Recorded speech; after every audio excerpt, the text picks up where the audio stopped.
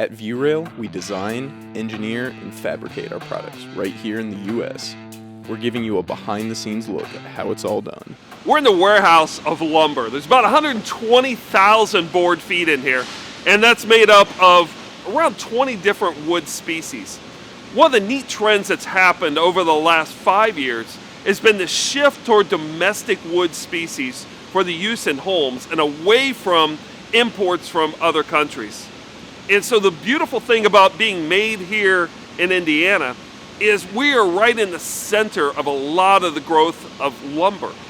Up to our neighbors north in Michigan or over in Pennsylvania where a lot of cherry is grown, right here in Indiana, which is really the center of walnut, as well as over at our friends in Illinois that has a lot of white oak.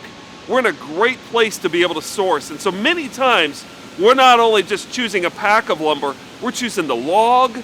We're even going into the woods and partnering with the people that are growing the lumber to be able to choose the right tree. Our relationship continues with the mill so that it's cut to our specs, it is dried to our specs, and then we're able to produce a stairway that is stunning for your home.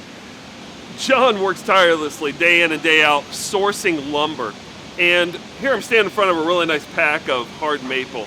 John, I know you have about 20 different species in here. Hard maple is one of the more significant ones.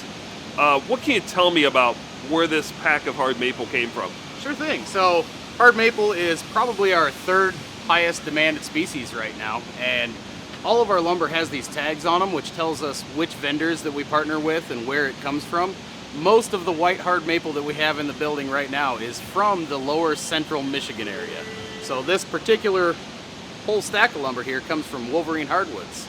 Allegan, Michigan is where they're located, and they're pretty much our top vendor right now for that species.